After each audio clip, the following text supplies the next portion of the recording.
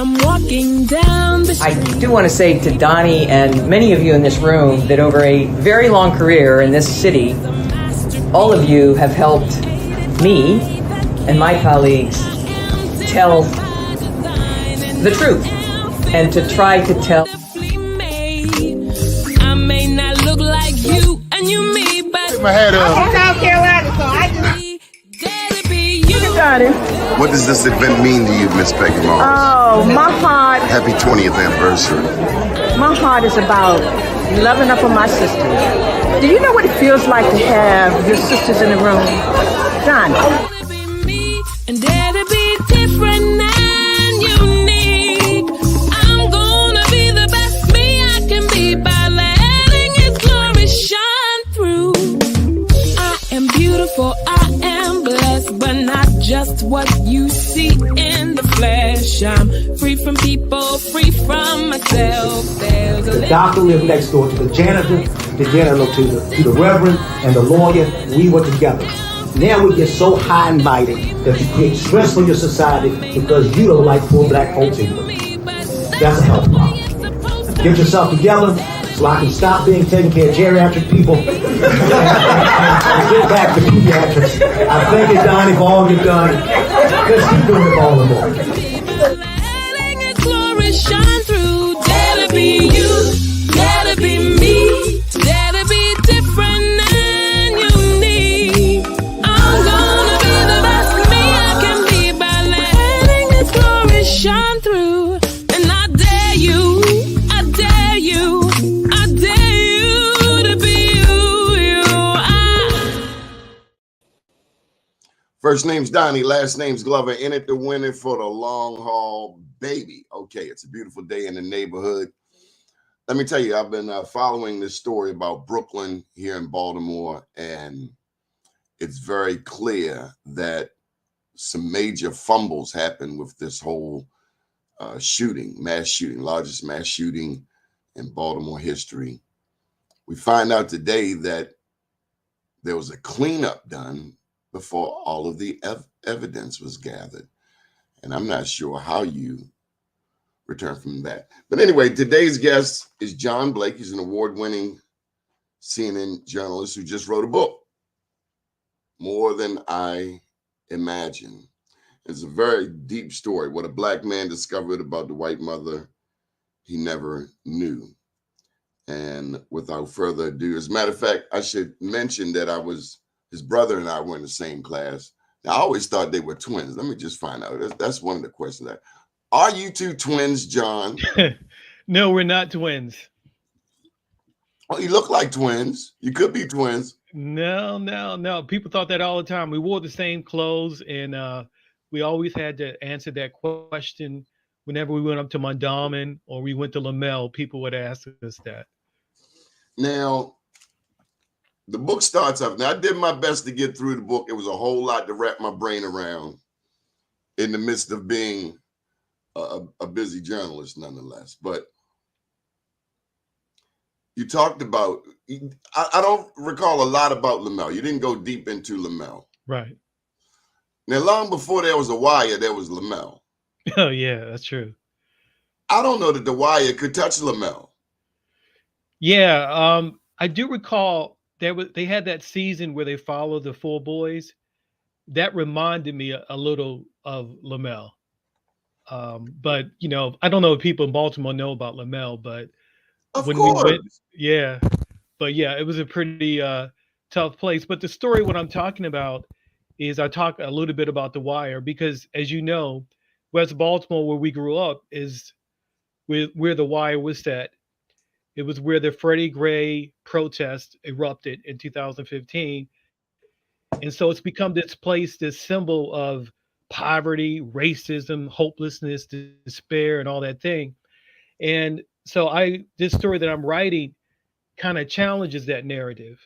And what I mean by that is I talk about those things. I talk about the racism, and I talk about the poverty, and I talk about why West Baltimore is what it is now and what it used to be when you and I were growing up.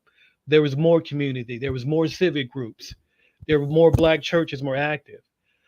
But what I'm also trying to show in this story that there's a story about racism where that shows people changing for the better. And more specifically, I'm talking about growing up in West Baltimore as a child of a white mother and a black father. So when I was born in the mid 60s, around, I think I'm around the same age as you, interracial marriage was illegal in Maryland. I did not And know that. yeah, it was illegal in much of the country. It didn't become legal until 1967. So I grew up in your neighborhood, West Baltimore, Pulaski Street and North Avenue, in a place where a lot of people did not like white people. We hardly ever saw them, knowing that I had a white mother. But that's all I knew about her because she disappeared from my life not long after I was born. No one told me why she disappeared. All they told me was that your mother's name is Shirley, she's white, and her family hates black people. So I grew up among people like yourself going LaBelle and Walbrook, knowing that I had this white mother and this white family that hated black people and hated me. So I became this closeted biracial person. I didn't want to tell anybody. It was a mark of shame. There was no Obama or Kamala Harris when we were growing up. You didn't see biracial people in the public eye. And so the story is about what happened when I had this unexpected meeting with my mom when I turned 17, when I got to know her and I got to know these people in my white side of my family that I had only seen as stone cold racist. So let's go back to, you said we grew up in racism. Mhm. Now, I gotta tell you, my first interaction on a regular basis with white people was at Poly. Yeah. Now your story, as I dig deeper into it, I think about some things I experienced. My mother was very fair skinned. And I remember you writing in the book about how awkward it was for you. And my mother was older. I mean, my siblings are 15, 16, and 18 years older. But I remember you talking about taking a photo with your mom and you felt glum. That was the word. Mhm. And you felt that she was just staring. Was it just her being white, or was it her being older? Because your dad would be in his, how old would your dad be today? He would be in his mid 90s. He died in 2018, just before his 92nd birthday. The photo you referred to, the reason that I look so glum is because of the shock of the meeting. Okay. So I'm 17 years old. I graduated from Walbrook. And so I didn't go to Poly. So at Walbrook, there was only one white student. And in fact, during my entire time attending public schools in Baltimore, I only saw one white student, and that was at Walbrook in senior high school. So I had no exposure to white people.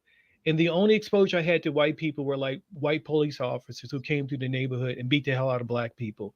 So I had this tremendous hostility toward white people because I know my mother's family rejected me and because of where I grew up. But then I had this unexpected meeting with my mom, and it was a shock because of where it was.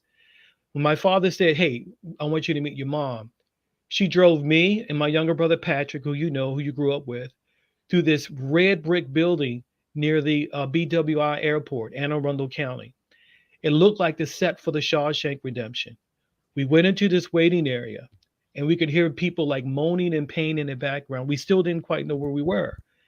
And then this hospital orderly escorted this young, thin white woman out into the room. And she had on these baggy clothes, like, she had gotten them from Goodwill. And she looked at us and she said, "Oh boy, John. Oh boy, Pat, it's so good to see you." And she gave me this hug. And I didn't know what to say because I had never even used the word mom before. But part of the shock was not just because it was my mom, it was because of where I was. I was at the Crownsville State Hospital. It was a mental institution.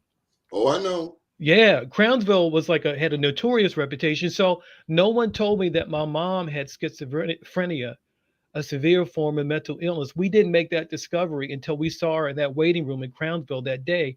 But one of the significant things about that meeting is that a lot of this hostility I had toward white people began to shift because when I saw my mom, and if people know the stories about Crownsville, they brutally mistreated patients. They would chain them to the bed, put them through these medical experiments without telling them.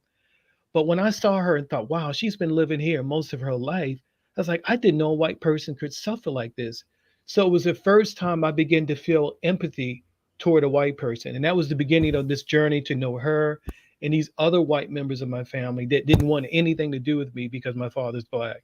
I gotta ask you this, John. Okay. Being fair skinned, Hmm. certainly you went through crap from black people. Yeah. Yeah. I mean, that's true. I mean, first of all, I think when you write these stories about being biracial, they're really dangerous stories because the truth is most black people are mixed race. I've read a stat like 75% of black people have white blood because the legacy of slavery, rape, Jim Crow, and all that. So yeah, I did experience racism, that kind of intolerance from black people. My brother, who you know, Patrick, was walking home from Lamel one day by the railroad tracks, and a group of boys called him hunky and took these rocks and hit him on the side of the head, and he came home bleeding. And it was confusing to us because we identify as black, we identify with black culture, and we didn't want to be associated with white people. I'm So glad yeah, that I'm glad that that's all that happened. yeah. I mean, like it was a difficult time. I mean, like I said, being biracial now is almost kind of cool, but when we were coming up, that was something you didn't tell people. For example, when I went to school at Lamel, It they was a would ask, guarded secret. huh? Say For again? you, it was a guarded secret to It was, not yeah, mention. yeah. I was what I call a You felt closeted biracial person, that would have meant even Fight, more problems. fighting every day more than I already had to fight. But I would mark my mother's race as black on So school you forms. did have to fight. You had to because if you were, I mean, if you were light skinned, you would get called hunky or cracker, and people would pick on you. I mean, that's just how it was. Well, Yeah. I had to fight, but it was for a different reason. It was I went to school with the Thomas Avenue boys. I lived down by Carver, Oh, I remember and Carver. that was a long walk from Moreland and Baker up to Lamel. You're going through several neighborhoods, and Right. that's what a lot of these people who run the city now don't understand. They're like, oh, well, there's a recreation center just 9 blocks away, 9 blocks, but to young people, you might be going through 2 or 3 different gang dominated Right. areas, and you better know somebody. So I went with the toughest kids in the neighborhood, and what it meant was every day at the school you had to pop somebody. It was pop or be popped. Yeah. I mean, that was the environment we grew up in. But I tell these stories not to say that this is like a story about a woe is me on biracial story. That's not really the big struggle that I faced in this in coming up in West Baltimore.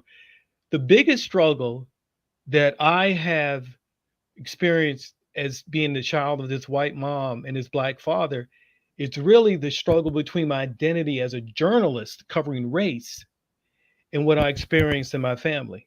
I don't know if that makes sense. Well, yeah, I get it You do? because I do in the sense I read one thing I do recall is it took you 40 years to cry. That's right. Yeah. So it's almost like you have robbed us by not getting to this story some time ago.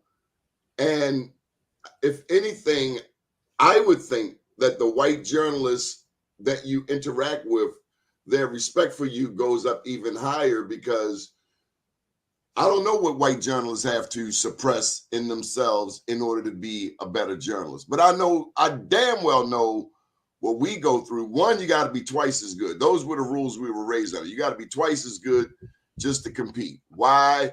Because that's America. Everything from Jim Crow to lynching to just the stupidity and insidious nature of racism. Right.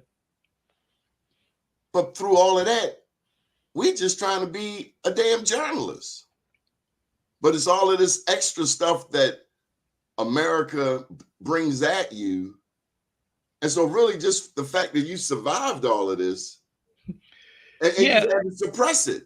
Yeah, I had to. But I think one of the things I had to suppress and deal with was the anger that I experienced as a journalist covering race. So I've been covering race for like over 25 years. I've been at CNN and I worked in newspapers. I'm old enough to have written about Clarence Thomas's confirmation hearing. I covered the Rodney King protests slash riots in LA '92. I was there. So I've seen one racial reckoning come after another. And I've noticed the same pattern. There's this wave of moral outrage from white America when something bad happens to us. It's caught on camera. But then that moral outrage fades and then we return to the status quo. So I got to the point as a journalist, I believe like white people will never change.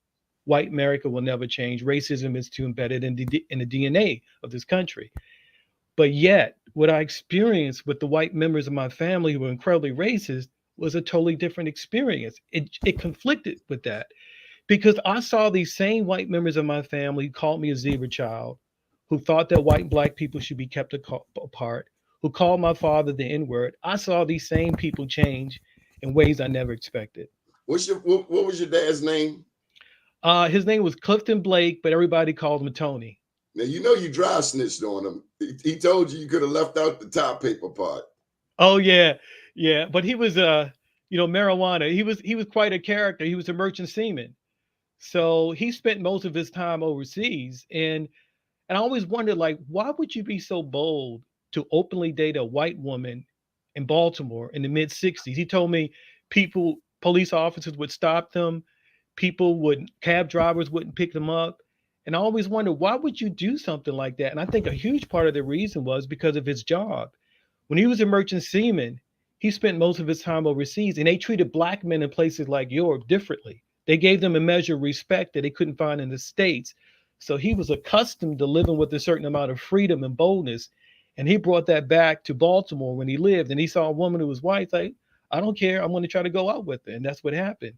You know, for me, the most beautiful part that I read was how he blew your mind. He blew all of your minds because y'all didn't know that he stayed in touch with your mother.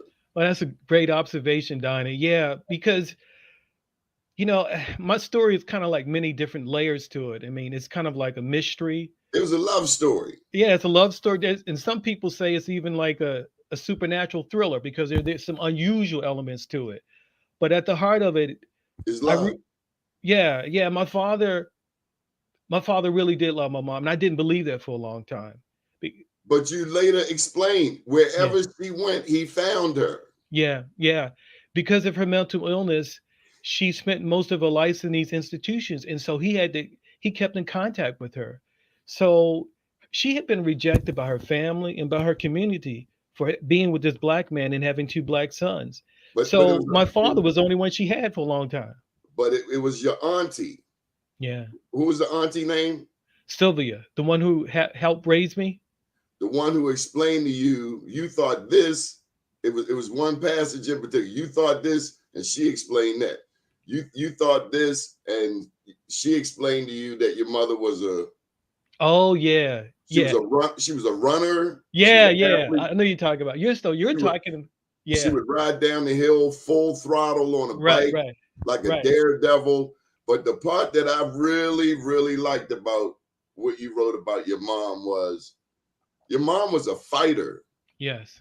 And she didn't take any SHIT from white people who looked at her, or black people for that matter. Yes. What you looking at? Haven't you ever seen people before? Right. Yeah, and that's one of the things that it only took me later in my life to realize how much of a fighter she was, because I don't know if you've known anyone with a serious form of mental illness. Sometimes it's hard. I live in Baltimore. Okay. I hear you. From the politician to the homeless person on the street, mental illness is rampant. Yeah.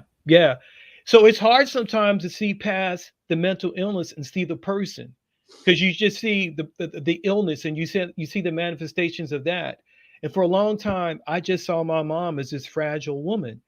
And I didn't know what a hellraiser and kick butt person she was to do that. And one of the things I try to tell people is like, what does like being biracial mean to me? Like being the son of this white mom and his black father. To me, it fills me with such hope and optimism, because when they got together in the mid 60s, over 90% of Americans opposed interracial marriage. About 2 years ago, Gallup poll took a poll, and now like something like 94% of Americans support interracial marriage. When we see interracial couples and biracial kids today, nobody thinks twice about it. And I often think like, how did that happen? Over And time. it happened because also because of people like my mom and dad, where they in the mid 60s, when it was illegal, when a black man could have literally been killed, they said, you know what, love is love. I'm gonna love someone regardless of skin color. And they and others started to interact and join in these relationships. And that created this ripple effect, this chain effect. Then the courts and the politicians followed, but the change started with them. So my mom on the surface was this person who had just struggles with mental illness. You know, she was a poor white working class woman, but at the same time, she helped create this world we live in now when nobody thinks twice about interracial marriage. So she was a really powerful figure. Oh, well, don't you think that during the days of slavery, there were interracial relationships? Yeah, but they most of them weren't consensual, as we know. It was it. I Okay. mean, yeah. I mean, if A it's a lot of rape, no doubt, a lot of rape. yeah, yeah. But I can't. I mean, I don't see. There are laws, there are rules, but I think it's nothing new. Well, it's nothing. What's new is that before these relationships were primarily they weren't consensual, or two, they were under the cover of the night. They had to be hidden because of the social stigma. If That you part. That right, part. if I'll give you an example of what I'm talking about. Harry Belafonte just recently passed. In 1968, he was singing a duet on television with a white woman named Petula Clark. It was a variety show. She touched his arm during the duet, and there was a huge uproar. I mean, that's the world that my mom and dad lived in. And And so what is that based in? White male fear? I think of a lot of it's power and projection. And what I mean specifically, for a long time, white men could do what they wanted to our women.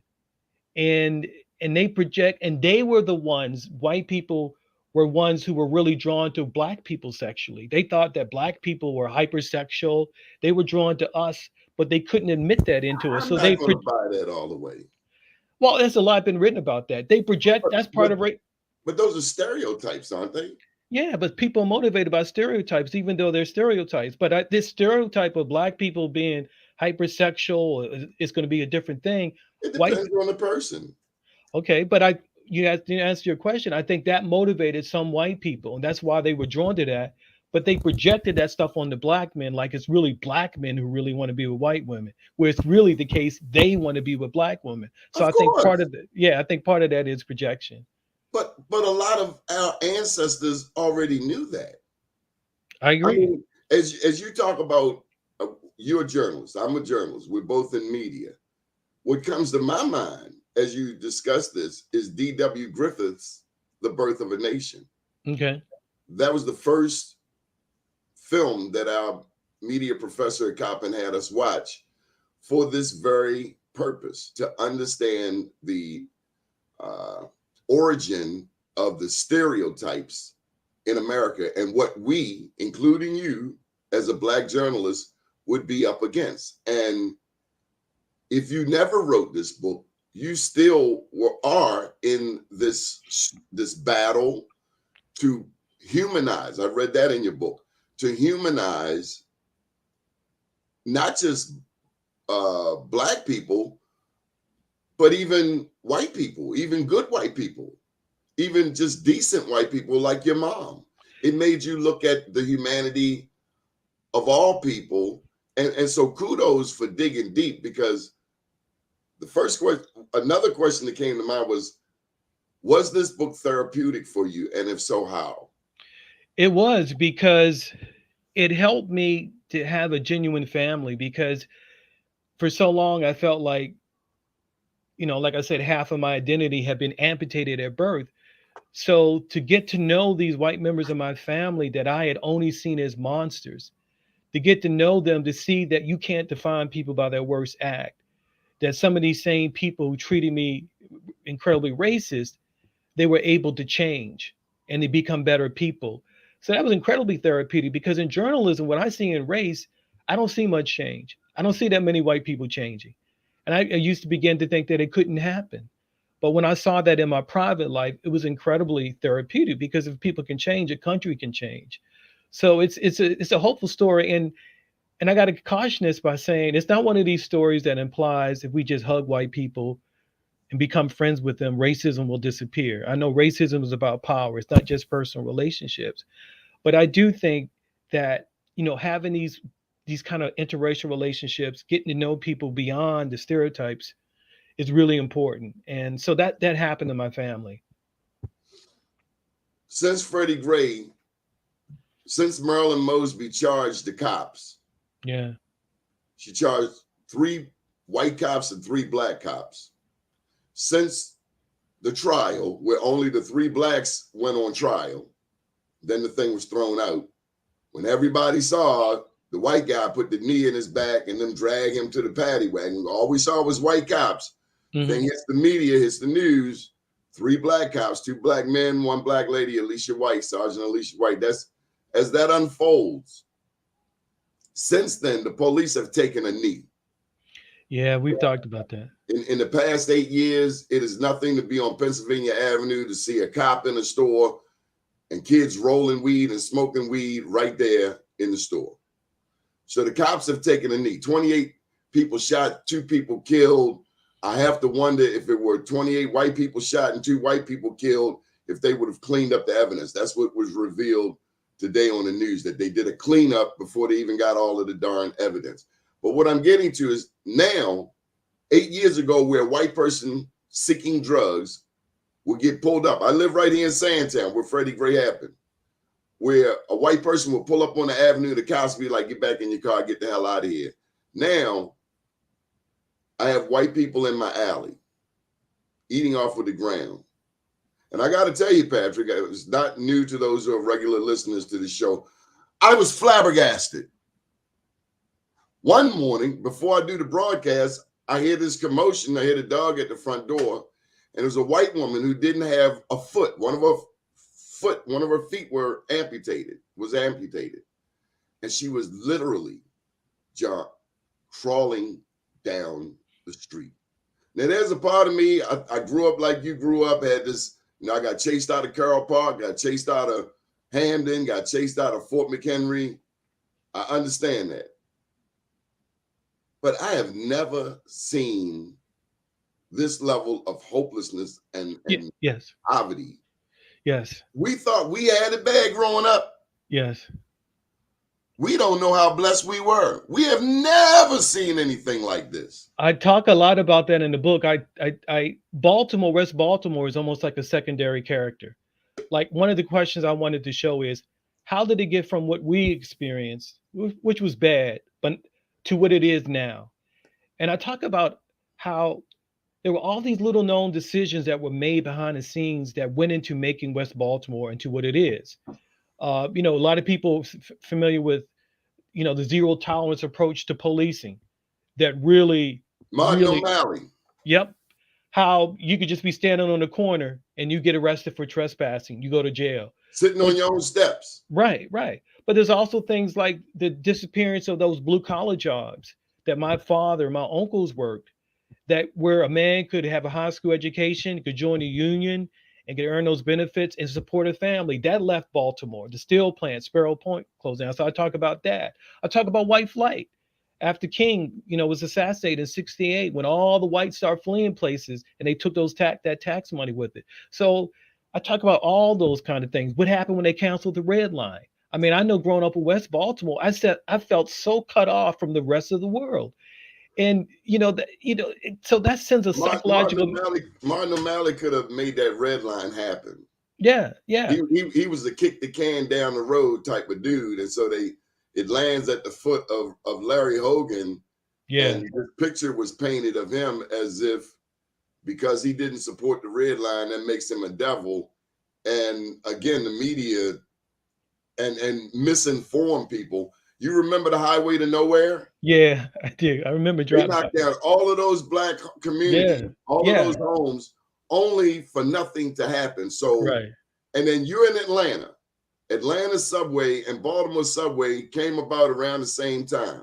Mm-hmm. However, Atlanta, somebody had a damn brain down there, because you got a north-south leg, an east-west leg, which makes this system utilitarian, egalitarian, practical for anybody in Atlanta metropolitan area. Last time I quoted was from Gwinnett County. Mm-hmm. But the one in Baltimore is as segregated as the father of segregation, Baltimore Mayor J. Barry Mahul, 1907 to 1911. There you go. This subway goes from Johns Hopkins downtown and straight up to Northwest Baltimore County.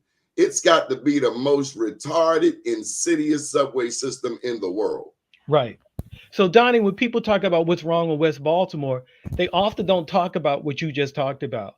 These decisions made by politicians and business people that really destroy West Baltimore. What they want to talk about instead is like the culture of pathology, black behavior, like it's all black people's fault. Like they could just pull themselves up by their bootstraps, things will get better. But there are all these decisions that went behind the scenes that made West Baltimore into what it is. Like you mentioned Atlanta. I live in Atlanta. One of the things that helped Atlanta and the black community, because I know so many black people in Baltimore want to move to Atlanta, is that Atlanta could expand its city borders. We have a really prosperous area called Buckhead in Atlanta. Well, Buckhead used to didn't be part of Atlanta, but I think around like the 60s or so, the city expanded and was able to incorporate Buckhead into its city boundaries, and that helped the city economically. The city of Baltimore can expand. I don't know if you know this, but there was this law passed in it's around like the late 1850s and by the state of Maryland, and it's provision in the state's constitution that makes it virtually impossible for the city of Baltimore to expand its boundaries to incorporate these other counties that could bring in more money. It's like locked, it's trapped. Nobody talks about those things, but that governs your life if you live in West Baltimore now and you're black. So I talk about all these things in the story too, because I didn't want to just keep racism to like my family. I wanted to talk about the world we both grew up in and how that shaped us. J. Barry Mahul, known as the father of segregation, came about. He introduced this ordinance in 1910. Yeah, It was that's in a because book. of Roland Park, the first suburban garden community, and these white people didn't want black people to be able to move in. But this ordinance was even more diabolical. It prevented, or it attempted to prevent, white people from moving into black neighborhoods. Yeah. And let me add this other thing. Number one, Baltimore had the largest population of free blacks prior to the Civil War. Secondly, unbeknownst to many of us, there were almost independent black communities that we know nothing about. One, did you know that blacks lived in Cross Keys in the 1800s? Didn't know that. Blacks had Wilson Park also. They had Morgan Park. And most recently, I did a story on Hose Heights, right adjacent to Roland Park, where the rich white people, some of the rich white people in Roland Park, wanted to cut off the access road of this little small black community called Hose Heights, founded by Grandison Hoe, H-O-E. And they wanted to cut these people's access to Roland Avenue off. And so we made a big noise about it, wrote about it, went out there and interviewed the people. Catherine Pugh actually did a feature for the Afro. And the mayor, to his credit, thank you, Mayor Brandon Scott, dismissed it. They put up a road barrier. These people have been using this access road since the 1800s. But because racism still exists in Baltimore with the supposedly best and brightest, I'm not impressed with their best nor their brightest. Yeah. It still exists. It's sad. It's insidious, and it's tiring. John, it's tiring. It's like, damn, don't y'all ever get tired? White woman in my alley called me the N-word because I said, hey, white lady, why are you in my alley? She said, excuse me, but is this your alley? I said, well, by golly, it is. You got to get the step. And she then proceeded. Now she's eating off the ground. She calls me the N-word. I said, you stay right there. And I came in the house and closed the door. And at that instance, I realized, now I could go out there and sick the dog on her. I could go throw a rock. I could call the police. But I realized they are here, and I wasn't raised to be a racist. And this has challenged my humanity. And so one by one, I started to talk to my new white neighbors. As a matter of fact, we got some squatters down the street, and I just want to put them on notice. When it get cold, they gonna go. Now, I don't care nothing about them damn squatters' rights if we got to take pit bulls in there. But let me tell you why. There was a fire next door that burned up 3 houses, vacants. These were black addicts. But it don't matter. If your house is on fire, you don't care if the addict was black, white, Chinese, polka dot. They are causing you a fire hazard. Mm-hmm. But all of these vacants, and you figure after the vacants happened where the firefighters got killed, the 3 emergency personnel, there would be more of an attack on the vacants. But it's just a burgeoning problem. Yeah. And you don't care who they are, black, white, polka dot. You're threatening my life. White addicts. I've given away clothes. I've shared food. It really does challenge your humanity. Yeah. Especially when you get called the N-word, and then they talk about the squeegee kids, John, on these same corners of white addicts that come even closer to your car. Mm-hmm. I know one black guy said he would never give a white homeless person anything, and his justification is, you had a 400-year head start on my people. How do we erase these strong sentiments? Must everybody write a book? And we're talking to John about his book more than I. Is that what we need to do? We need to write our feelings down? No. I have another answer to that question. How do we deal with this racism and how the effects it has on us? What I learned from my family conflicts with what I learned as a journalist. As a journalist, I'm taught that the way you address racism is you give people the facts. Show them that video of George Floyd. Show them all the stats that show all these racial disparities, and that will change white America. I don't think that's enough. I think we still have to do that, along with, looking for policy changes and trying to change laws and voting, of course. But also what I've learned through my experience is that facts don't change people. Relationships do. What really changed. I've read that. What do you mean? Okay. So what happened is I'm a journalist. I'm covering George Floyd, Rodney King, all these things happening, Ferguson and all that. And I'm thinking we're finally going to get to a point where a critical mass of white Americans will finally take racism seriously. And we can become that multiracial, multi-religious democracy we're supposed to do. But it never arrived. You can show people, it's like we're showing people all these videos where it's undisputed that racism is at work.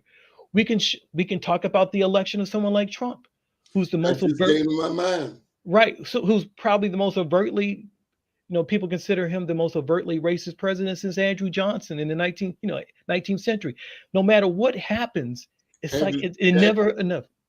Andrew Johnson, if I got it right, Lincoln's vice president. He was the guy that succeeded Lincoln. Jackson was a stone cold racist too, but Lincoln's vice president was incredibly racist and overtly. Okay. Yeah. But anyway, whoever President Trump, his racial grievances, that's obvious to everybody. So I saw all these things as a journalist, and I'm like, what changes white people? What shifts racial attitudes? I think when they had black grandchildren. Partly, that's part of it. But what I discovered in my private life was these relationships I had with my mother's sister, my mother's father, the same one who called my father the N-word, getting to know these people, just having these relationships day in and day out. That was the thing that changed them. And now, for example, that deprograms people, because we've all been programmed, and for you, right, one by one, they need therapy too, because we can get all the therapy in the world. If they don't get therapy, we right back to square one. Right. I mean, white Americans don't change. It's hard to change racism. There's even, you mentioned therapy. There's even a psychological term for this, and it's called contact theory. I talk about it in my book because I asked myself, I looked at my Aunt Mary. This is the person who's extremely racist, didn't want anything to do with me. I didn't meet her until my mid-20s. And when I met her, she denied that racism had anything to do with her absence from my life. So she was incredibly racist, didn't know it. Now she's the same person who talks to me about Black Lives Matter, sends me copies of The Killing Mockingbird, watches CNN all the time. And I'm like, how did she change? Information. No, information is not enough. It's the relationship I had with her. what they talk about in contact theory is this, is that the way you shift racial attitudes between groups who have a record of mutual hostility is that you get them together, but you don't get them together to talk about race. That has limited value. You get them together for a larger common purpose that extends beyond race. And that's when white people's racial attitudes shift. That might sound abstract, but you remember that movie, Remember the Titans, with Denzel Washington? Did you ever see that movie? I Denzel vaguely Washington? remember it Okay. wasn't on my top list. Okay. So there are all these It was sports a movies. football movie. Yeah. So it's based on a true story. It was set in this high school where it was divided by race. White and black people couldn't stand each other in this high school. It was very segregated. But when the white and black members joined this football team and they began to work together to try to win the championship, they all saw their common humanity, and that those racism, that racist attitudes began to disappear. And so Well, there's that's an how we felt after 9/11. You know, white brief, people, you're my brother, but and it was, the but common it, enemy was what were the people with different hairdress, But it was hairdress. skinned. It was skinned. It wasn't deep and it wasn't sustained. When you have a relationship like I did with my family members or on a football team, or you can use another example. You can talk about white and black soldiers in combat and in the military where they really begin to see each other's humanity. When you have any kind of relationship like that in that kind of setting, it could be a 12-step program. When you get in there, and it doesn't matter if you're white, black, class, you're all addicts. Any environment like that, when a group gets together, that's the thing that shifts racial attitudes. And that's what I learned with my family. You relationships are the things that really shift people's attitudes. And that's why I think we got to understand. That's why there are some parts of white America that believe so much in segregation. They want white and black and brown people to live apart because they know if they live among one another day to day, they will see their common humanity. They will see their common interest. And that's why I think relationships are incredibly important to attacking racism. But it's still a fear. It's almost innate in a lot of races. Fear. There's nothing what can I do to avert someone else's fear? And I've been the victim. My people have been the victim, and I got to help you overcome your damn fear. Yeah, right. And that's the struggle with a lot because I mean, look at the abortion. burden. Is abortion about anything else but preserving white babies? I Because don't the know. last I checked, Yeah. Planned Parenthood has been responsible for millions, tens of millions of black babies being aborted. They now want to take Planned Parenthood into Africa. All of the Planned Parenthood clinics tend to be in the black neighborhood. But then the founder of Planned Parenthood, Margaret Sanger, student to Charles Galton, who was cousins to Charles Darwin, the whole eugenics thing, who even trained Hitler and Nazi Germany on building this master race. This thing is deep and insidious, but it's all rooted in fear. Fear Yeah, I mean, your rapper said it, fear of a black planet. So I want to give the world one fact, and I challenge them to go look it up. The oldest DNA is the San Bushman of Africa. Everybody's African. The whitest of white, and as a matter of fact, when you look at the San Bushman, we grew up thinking people who had eyes like this, black people who had eyes like this, had Chinese eyes. When you look at the San Bushman, you realize the Chinese have black people eyes. yeah. Facts. I don't know. Information, relationships. What do you want people to take away from this book? More than I imagined, by award-winning journalist, CNN journalist John Blake. Well, I want him to not give up. I know this sounds kind of maybe corny, but to not give up on this country and not giving up on believing that people can change, because I've never met so many people who believe that racism and white supremacy is just always going to be a permanent part of America and that there's no way to get I don't past think it. that. Because I'm it's glad you don't relatively think new. that. It's relatively new. Racism Correct. And that's a is great point. relatively new. It's a What, 400, 500 years old, the whole concept of racism, right? So, but I don't think a lot of people, my experience, Donnie, is that a lot of people don't have that perspective you have. a lot of people believe that you can't overcome it, that people can't change, that white Americans can't change. But what I want people to have this hope is that no, they can change. When I talk about hope, I'm not talking about this Hallmark card type of hope. I'm talking about this kind of muscular hope that Black people have always had, the type of hope that gets you through the middle passage and get you through all this stuff. That yes, we shouldn't give up on that and how people can change.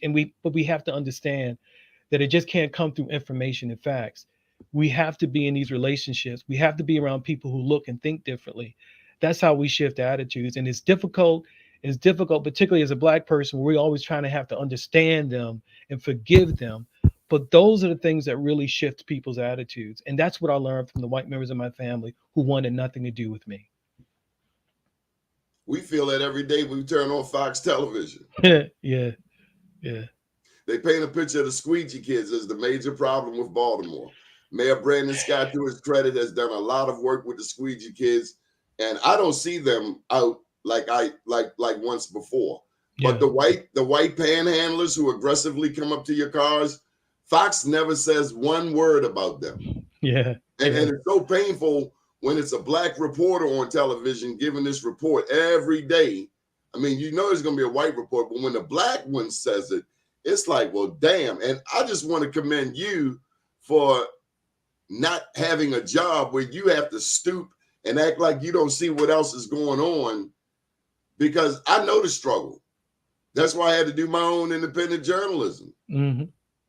Because I don't know that I could do some of the things they asked the Black reporters to do on Fox. Right. This one Black guy comes on and he comes with the runaway slave report, because he comes with all of the fugitives, all of the people on the most wanted list, and they're all Black.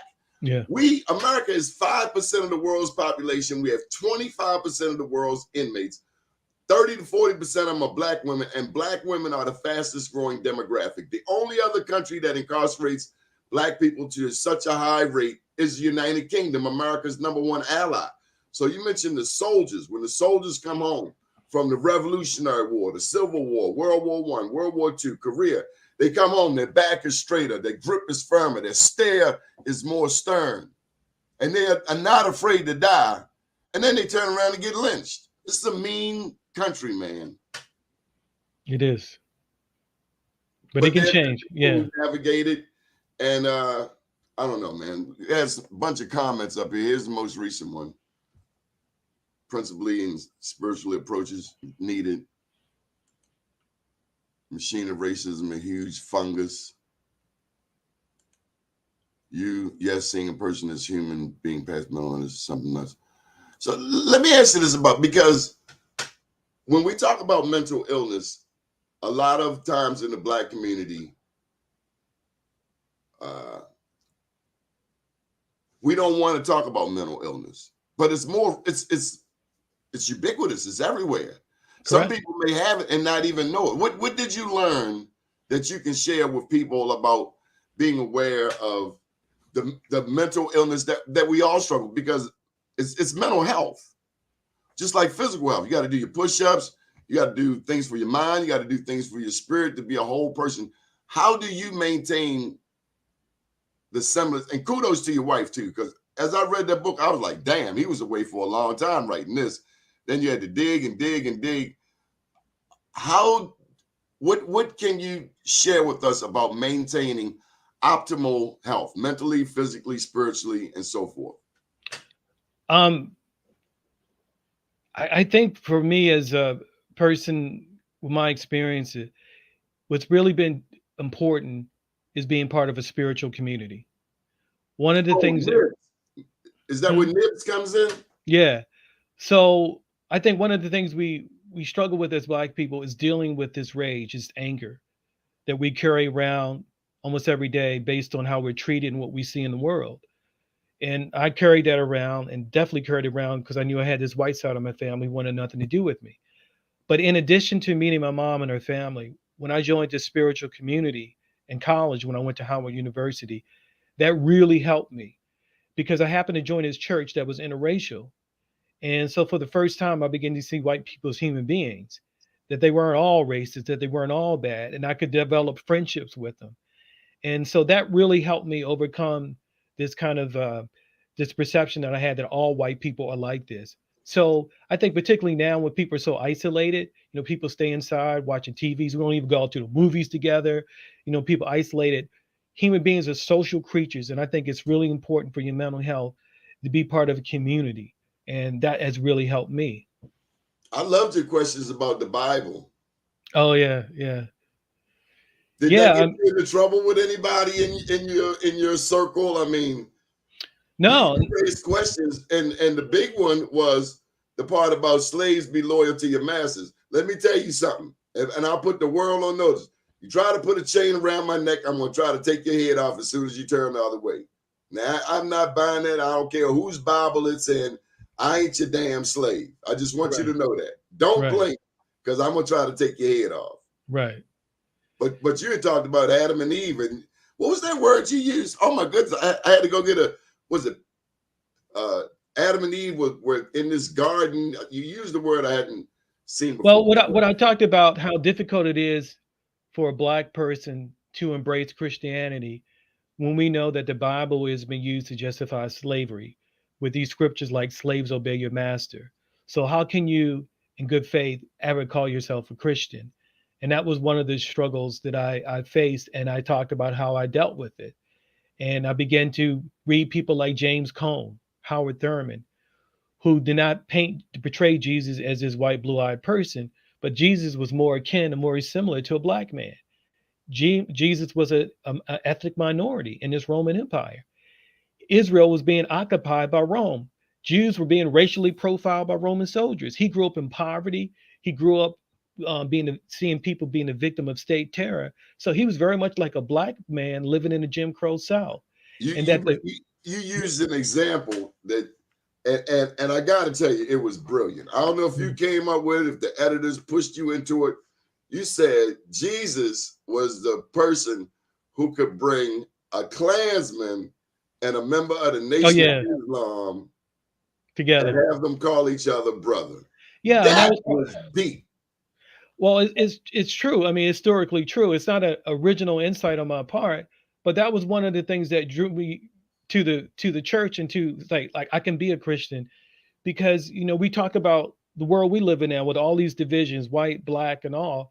And here was this example of this man who could bring together people who were so different and enable them to call each other brother and love one another and die for one another. And that was very attractive to me because I think we need those type of stories to convince people that we can get past this stuff, that we can get past racism. Talk with CNN's. So how does CNN digest this? And what courage did it take to write this amidst your professional career? I mean, at some point you like, they were gonna love it or hate it, I imagine. Now they've been very supportive, and if for people who are listening, I would encourage them to go to CNN. I wrote a story about my mom for CNN that they prominently displayed. It's called "What a Black Man Discovered When He Met the White Mother He Never Knew." Just put that in with my name and CNN, and you'll see it. But they've been very supportive, and so I haven't had any. Kudos to them. Yeah, the big challenge was writing it was just I was writing it during the George Floyd protest, and just the physical stamina that you need to do it while all these things are happening on your job. Do you require a therapist? There's a psychologist that I quote in the book called Gordon Allport, who's the one who talked about contact theory. And he said that love received and love giveth is the best form of therapy. And so I received a lot of love from key people in my childhood that really helped me. And I was able to give some love to people who really helped me too. So the relationships, going back to that I experienced in my family, in my church, and even the relationships with my mother's family, those are the things that really helped heal me. Now, what about us black people who we look back up our family tree and we don't know who the white people are? And that's most of us. Yeah, I mean that's for most of us that's the case. And if we did find out who they were, we might not want to know the answer. They might have been the person that raped one of our ancestors. Yeah, it's a difficult thing, with these 23andMe tests now. People are finding these things out. But one of the things I think about with these 23 things, 23andMe and people looking for their ancestors, is that perhaps this will expose the absurdity of the whole notion of race itself. There's no scientific basis for race. It's a social reality. You know, like if I'm stopped at 1 o'clock in the morning by a state police officer, they ain't gonna see a biracial person, they see a black person. But scientifically, race doesn't exist. And no such thing as black, white people. This is a recent invention, as you pointed out earlier. So my hope is that with all this science and people looking up their ancestors, that eventually we will see that race is an absurdity. Classifying people by this pigmentation it makes no sense. It's like believing in the existence of witches. And hopefully one day it will be treated as such. Where can people find the book? More Than I Imagine. Amazon, Barnes and Noble. It should be in bookstores too. So it just came out about 3 months ago. So it's pretty accessible online. And I really appreciate you inviting me on your show, and I appreciate the work you do in Baltimore. One last question. How supportive, how important was it that your wife supported your effort to write this book? Well, it was indispensable because you know, you're an author, you've written books, and you know how grueling it can be. You almost have to postpone other areas of your life. So I needed her support. But she was also like a shadow editor. She helped me remember things that I had conveniently forgotten because they were inconvenient for me. And she kept me honest. So she was indispensable. Wow. You had an accountability partner in her, as well as the other members of your team. Yeah. Accountability. Yes. And I remember reading about how you said Patrick set the record straight on some things. Yeah, Pat was very helpful. I mean, having a brother who's pretty much your age, who was there, who could talk about what it was like when we met our mom for the first time, and when we began to see that she was more than her illness. Having him fill me in on those stories, all those things really helped. And then I gotta give a huge credit to my mom's sister, Aunt Mary, the one who I started off with a really bad relationship, I'm so close to her now. And she was very generous in talking to me, writing letters to me, telling me about my mom before she became ill. Maybe she should write a book. She should. Yeah. Now, one last thing. Did you play James Mosier baseball? I did, but I was not a good baseball player. I played for the Braves. What team did you play for? The Orioles? The Braves. My brother played for the Orioles. Okay. The Braves. You remember your coach's name? I think his name was Coach Johnson, and I can still see him. I mean, it's funny you mentioned that, but I talk about that West Baltimore we grew up in. When you had the baseball leagues, you had all those park and recreational centers like Cahill, Open. You had this infrastructure. You had those summer corps jobs where you and I could work, you know, make a little change. All that stuff helped us. I bought my first pair of Jordache. Yeah. Where did you buy it from? You know where I did. Mondawmin. Yeah. Right. But all that stuff really helped, helped us being Black in West Baltimore. And a lot of that stuff has disappeared. And that's part of the reason it's so bad now. So yeah, I do talk about that West Baltimore. When you would come out on a summer night, you sit out on a stoop, people would be sitting on a corner singing, flirting, people walking by. You know, it was not the type of place where people couldn't even stop for a stop sign, you know, because they're afraid to get carjacked. It was a different world. So that's the world I kind of evoke and portray too in the book. Did you go to any discos? No, I was a nerd. I couldn't dance. What was it? Odell's on North Avenue? You know what it is. You know what it is. You know where the spot was. Yeah, but I was a nerd. I couldn't dance, so I did not go to any discos. Did you go to Giovanni's? No, man. I was a bookish, nerdish kid. I was pretty boring. Who was the principal at Lamel back then? I mean, at Walbrook. Was it Dr. Emery? Samuel Phillips. Yeah, Samuel Phillips.